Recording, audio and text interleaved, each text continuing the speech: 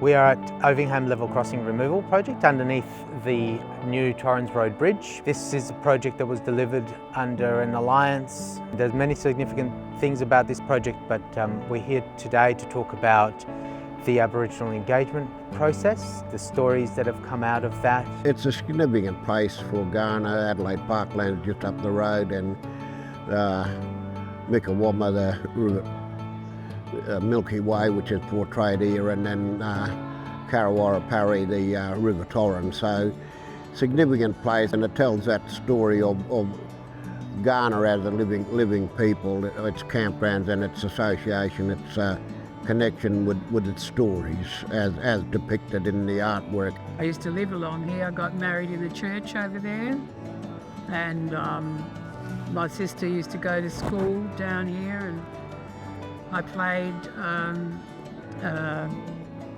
netball for the church on the grounds just down here. So it is a place of belonging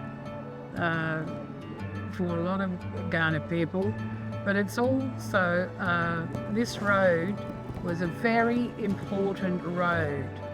Nobody would think that under a bridge would be a place that would be now community oriented, so that the whole community can use it and have a bit more access rather than driving over it in a car. So the successes of this project are the level of engagement we had with the local Aboriginal community and the relationships that were formed as part of that process. We had some idea that a bridge here was going to be built here and that some space will be left underneath the bridge for community use. We had a vague notion that connecting with Kaurna and telling and allowing them to tell their stories through the project would be a good thing to do. I think it was the first time that the whole of the 29 artists were all invited to sit down and speak to the elders and talk to the elders about what they wanted the artists to interpret.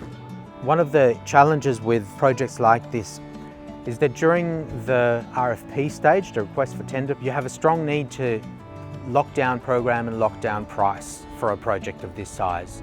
It's very important to give the client certainty about what's going to be built and the timeline that the project will be able to maintain. As you marry that with a strong desire to put engagement first and to give Aboriginal people voice and an opportunity to co-design things with you, that creates a huge challenge in reserving space for that engagement process and reserving influence for the reference group, for the Kaurna Reference Group to influence and shift.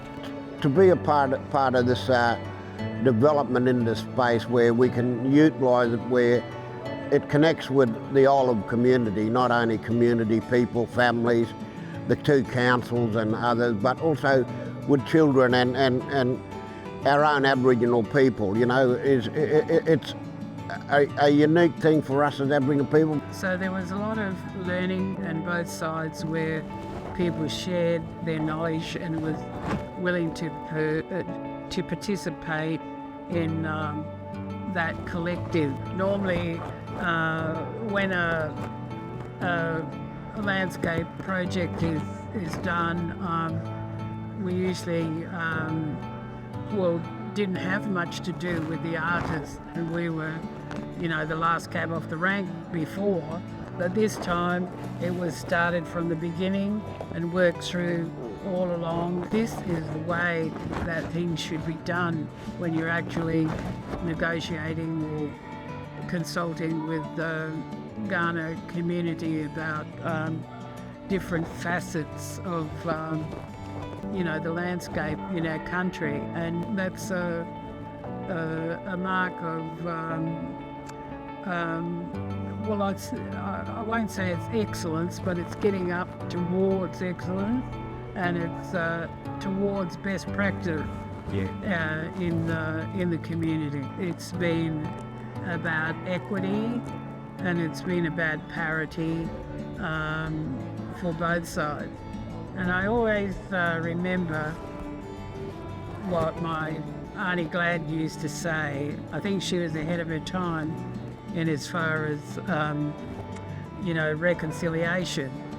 Because she used to say, I don't want you to walk in front of me. I don't want you to walk behind me.